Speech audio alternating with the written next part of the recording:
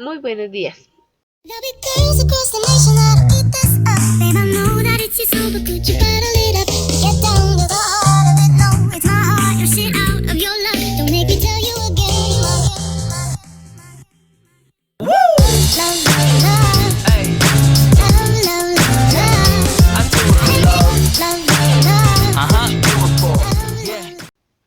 Bienvenidas hoy a la lección 3 de todo lo que tiene que ver con didácticas especiales. Hoy vamos a mirar dos discapacidades. Vamos con discapacidad física y discapacidad social. Listo. Empezamos con toda la parte de discapacidad física. Es una discapacidad que es muy enorme y compleja y pues que es diferente, es decir, es heterogénea. Y encontramos que la discapacidad física es una condición que de alguna u otra manera se genera con alteraciones persistentes en todo lo que tiene que ver con el tono muscular, la postura o el movimiento como tal del cuerpo, y que sus causas son del desarrollo, es decir, desde la parte genética, o pueden ser adquiridos en cualquier momento de la vida, y que es necesaria entender la clasificación de todo lo que subyace de pronto con esta discapacidad. Aparece, bueno, desde el momento de la aparición de la discapacidad, es decir, que pueden ser adquiridas antes del nacimiento, durante el parto o que se han generado posteriormente. Una que es de la parte de la localización topográfica, que va de la mano con todo lo que tiene que ver con que afecta solo un miembro del cuerpo, puede ser miembro inferior o miembro, perdón, miembro superior o miembro inferior. Y que esa localización topográfica se divide en monoparexia, en paraparexia, triparexia, hemiparexia y tetraparexia, de acuerdo a la gravedad de las lesiones de pronto de cada parte de estos miembros. Obviamente hacemos énfasis en el origen de la condición, que hace referencia a todo lo que tiene que ver con la localización de la lesión que generó la discapacidad, y esto va de pronto desde la parte de del esqueleto o de las articulaciones, y que esto a la vez genera una alteración en la alteración motrices de la cara, de la cabeza, del cuello o de alguna de las extremidades, y todo lo que tiene que ver con la etiología de la lesión, que es donde se incluyen ahí las causas de esta condición, lo que venimos hablando. Entonces pueden ser hereditarias, prenatales. Cuando hablamos siempre de prenatales, acuérdense que hablamos de que son infecciosas, es decir, alguna enfermedad que se haya generado en la madre gestante, como lo que les digo, como alguna infección y que no se trató, todo lo que tiene que ver con la parte accidental, que son golpes o traumas, y una que tiene que ver de pronto con la hipoxia, que se da en el momento de nacer. Hablamos alteraciones del tono muscular, entonces todo lo que tiene que ver con la espasticidad, que es todo lo que se genera en el tono muscular y que genera movimientos muy rígidos o lentos, y al ser tan rígidos y tan lentos van a presentar una variación y una lesión en lo que tiene que ver con la dificultad para moverse y tener de pronto determinados segmentos corporales. Entonces, por ejemplo, a nivel facial, esa espasticidad se da de pronto cuando no hay una expresión clara ni una expresión como una mueca. Es decir, que nuestra cara por lo general no tiene ningún tipo de movimiento en cuanto a los músculos. Hablamos de una articulación cuando sea lenta y dificultosa y que se realiza de pronto en el momento de la expresión oral, que se retrasa.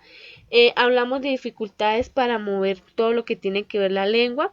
dentro de la boca, y al ver este problema de la lengua se va a producir como tal un babeo.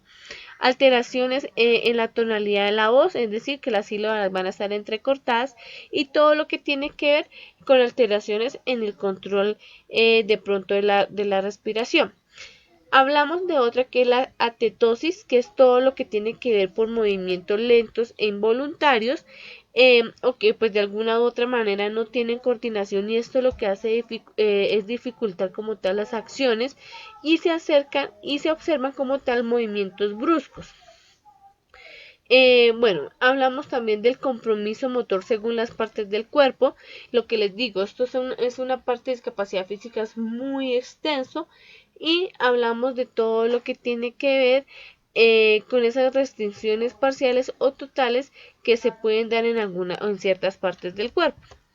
Hablamos alteraciones de lo que les digo, del tono muscular, encontramos la ataxia, la rigidez y los temblores. Entonces la ataxia como las dificultades que se radican como tal en la parte de movimientos finos, es decir, todo lo que tiene que ver motricidad fina, y también en la parte del habla donde se muestra algo con déficit de articulación y se presenta como tal un babeo. La rigidez, que es un aumento del tono muscular en segmentos del cuerpo, y los temblores, que son todo lo que constituye movimientos breves, rápidos, rítmicos y oscilantes, es decir, que son repetitivos y que pueden ser de pronto constantes o pueden tender a aparecer de acuerdo pues al movimiento determinado. Principales características y necesidades de apoyo educativo. Entonces, encontramos de pronto las causas más frecuentes en todo lo que tiene que ver con esta discapacidad en la población infantil. Y en discapacidad física se incluye todo lo que tiene que ver con las diferentes partes de parálisis cerebral. ¿Por qué? Porque hay una distrofia muscular y se da unas lesiones a nivel de la médula espinal y se encuentran muy de la mano o van muy de pronto con la población en nuestras aulas. Entonces hablamos de la parálisis cerebral como lo que constituye un conjunto de síndromes que se caracteriza por diversos problemas motores involutivos pero que son frecuentes y cambiantes. Importante de la parálisis cerebral es diagnosticarla a tiempo durante los primeros años del desarrollo. Por lo general se espera que sea antes de los 3 años de edad. Y van, por ejemplo, de dificultades en la movilidad de un brazo o una mano, o movimientos muchísimo más graves desde la parte del aporte, digamos, oral, en que problemas graves como que no puede sostener o aguantar la cabeza, realizar movimientos selectivos tanto de las manos como de los brazos, y que no permiten de pronto tener un proceso de escritura, o aún muchísimo más grave que haya un bloqueo tanto en el voz, en el habla y un bloqueo a nivel motor. Encontramos varias clases de parálisis: la parálisis cerebral espástica, la atetóxica, cerebral, atáxica y mixta, y todo lo que tiene que ver con ciertas distrofias musculares o miopatía, que es todo ese conjunto de condiciones que debilitan de pronto el sistema muscular. Entonces, pérdida de fuerza y debilidad, se fatigan, por ejemplo, en el momento de caminar, correr, trepar, todo lo que es la dificultad de tener un equilibrio, una postura, entonces de permanecer de pie, desarrollar actividades de motricidad fina como agarrar, rasgar, punzar, todo lo que tiene que ver de pronto, si van a asistir a la escuela, pues tiene que haber un acompañamiento terapéutico y tiene que haber ciertas herramientas que van de la mano con la silla de ruedas, y todo lo que tiene que ver con la pérdida de la fuerza progresiva y que va de la mano mucho con los problemas respiratorios y problemas de alimentación. Toda esa partecita. Hablamos también de las lesiones de estudiantes que tengan lesiones de pronto de la médula espinal, en el control de todo lo que tiene que ver con el movimiento voluntario y la pérdida como tal de la sensibilidad y del control pues de esfínteres, entre otras. De pronto estas también tienen algo que ver de pronto con ciertas grados de dificultad, y por lo general este daño en la médula espinal se da muy seguido en lo que tiene que ver con accidentes de tránsito. Hablamos también de una discapacidad física cuando el estudiante sufre amputación de miembros inferiores o superiores, no interesa que sean dedos, manos, pies, antebrazos, brazos o piernas completas, y que el nivel de amputación sea parcial o total. Entonces, por ejemplo, hablamos de una totalidad a la mano, que hay una amputación total cuando hay que quitar toda la mano, o hablamos de una amputación parcial cuando de pronto la mano solo se le, por ejemplo, se le amputa un dedo. Esto es una amputación parcial, para que ustedes lo tengan en cuenta. Importante los requerimientos educativos y necesidades de apoyo para los estudiantes con discapacidad a nivel preescolar. Entonces vamos a tener en cuenta que hay que reconocer las posturas y los desplazamientos que el niño puede hacer y cuáles emplea para ello, silla de rueda, bastones, en fin, que el niño conozca su cuerpo, que sus propios límites y que desarrolle las capacidades del movimiento, analizar todo lo que tenga que ver de pronto con un diseño e implementación de comunicación, todo lo que tenga que ver con respetar pues obviamente sus estados de ánimo, eliminar barreras arquitectónicas y articulación con el sector salud. Obviamente la aborde pedagógico con estudiantes va muy de la mano con la discapacidad física y una parte de dificultades de movilidad. Entonces todo lo que tiene que ver de pronto con lo que les venía diciendo, la relación social y todo lo que tiene que ver con las herramientas que ellos utilicen. Vamos a todo lo que es la discapacidad psicosocial, que son esas alteraciones emocionales, de situaciones sociales desfavorables y en algunos casos se da por alguna trauma.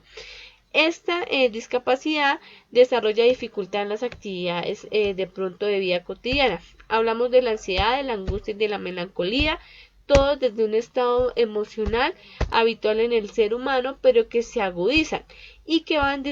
digamos, a través de diferentes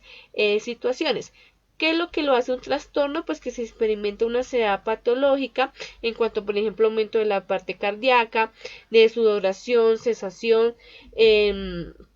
todo lo que tiene que ver, por ejemplo, con cosas conductuales como estar o aferrarse a ciertas cosas, a ciertas personas y pensamientos desde la parte del cognitivo, pensamientos un poco catastróficos.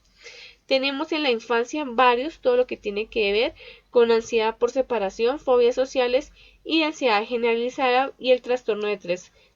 estrés postraumático. Obviamente todo lo del trastorno de separación, entonces cuando hay una relación de alejamiento con las figuras cuidadoras, fobias sociales que se caracterizan por miedo y que van muy de la parte social, entonces por ejemplo con actividades de sitios concurridos, asistir a alguna reunión o estar por ejemplo con personas desconocidas, toda esa parte de dinamismos sociales, entonces que ellos no puedan de pronto soportar y terminen en llanto o que no se quieran despegar de ese apego a la figura cuidadora. Hablamos de un trastorno de ansiedad generalizada, que es cuando se presentan esos sentimientos de angustia y de preocupación desmedido, y uno de un trastorno de estrés postraumático, que es cuando pues tiene como requisito algo que se vivió con anterioridad, como abuso sexual o la muerte de un ser querido que se haya presenciado.